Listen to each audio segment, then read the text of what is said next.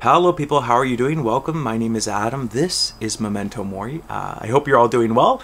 And this is the mid-year book tag. This is actually the third year in a row in which I've done this tag. Can you believe that? I'll link the previous 2 years down below. But as the title suggests, it's a tag revolving your reading up to the halfway point of the year. We're halfway through 2018, and it's a nice way to kind of reflect on the past 6 months. There's 15 questions. We're going to run them down super quick, so here we go. Question number 1 is the best book you have read so far in 2018. There was a few contenders for this one, but I ultimately settled on Clockers by Richard Price, which, man, is so good. Clockers was so good. It's a book I've been meaning to read for a long time, and I finally got around to it earlier this year, and I loved it. It's a big book. It's like 600 pages long, but it reads with such fervor and such a wonderful pace that, it's one of those books I would feel comfortable putting into any reader's hands.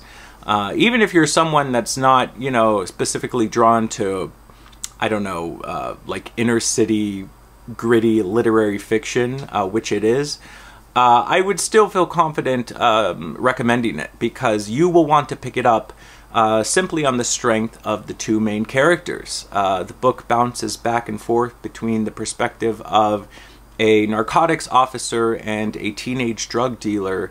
And yeah, it was just so good. So Clockers. Question 2 is the best sequel you have read so far in 2018. And a bit of a cheat on this one, because it's a book that I'm actually halfway through right now, which is Bad News by Edward St. Aubyn, which is the second book in his Patrick Melrose series.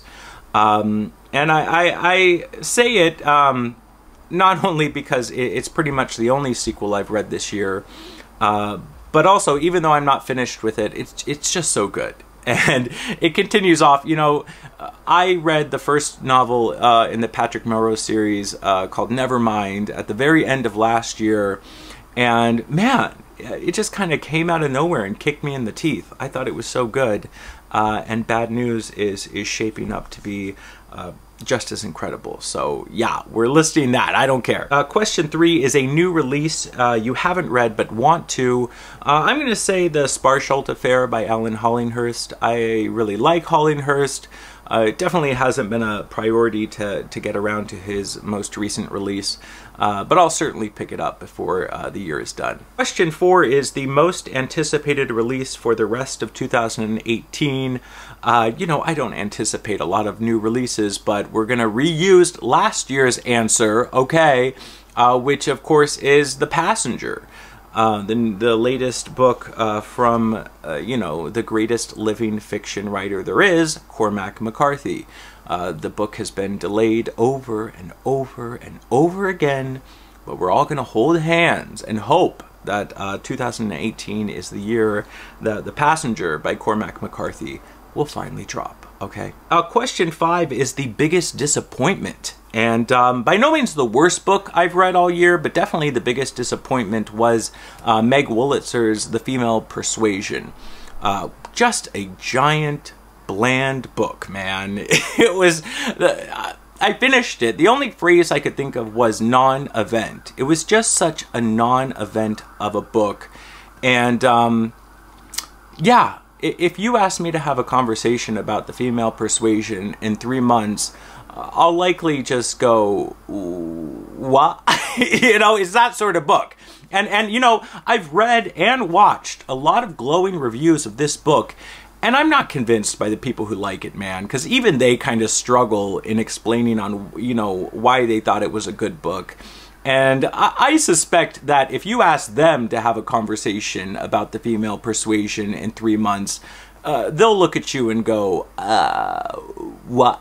Question 6 is the biggest surprise. I'm going to say The Friend by Sigrid Nunez, okay?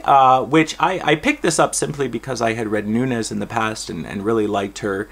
But I went into it ready to hate it because, it does involve dogs. And I've spoken about this before. I have no problems with dogs. I like dogs a lot, but it's more dog people. I'm just not into that whole culture, and Dog people are just annoying. You guys know that. And it's more of a thing, in terms of books, I just have no interest in reading about that, you know, special bond between a human and a domesticated animal that has been bred, you know, through centuries as a companion, as a slave to their master, as, you know, a creature that is there to deal with your insecurities, just so you can turn around and write about, you know, how special that relationship is. Like, it's too much. The Friend is a novel about a woman who inherits a Great Dane after a close friend of hers commits suicide, and I ended up really liking it because luckily the book is not really about the dog. It's about loss and about grief. It's about writers and writing. It's about a whole lot. And certainly I do think the bits with the dog were the weakest part of the novel. But luckily, otherwise it had a lot to offer. So that was a nice surprise. Question 7 is favorite new author or new to you author. And I'm going to say with a little apprehension, I'm going to say Carice Davies, okay? I recently read her debut novel, West, which just came out earlier this year. And it was good. I liked it. I by no means loved it. It was a very slim work. And I think there was maybe something missing in it. But I don't know. There was something about her writing that was just super clean. And her characters, even though they were by no means well fleshed out, there was just something really believable in them, which is something that's really hard to find in contemporary, you know, fiction. So yeah, even though I didn't quite love it, I'll definitely pay attention to what she puts out next. And yeah, part of me hopes that she like hunkers down and just writes a huge fat epic novel, because I think she has it in her. So yeah, Carice Davies. Question 8 is your newest fictional crush.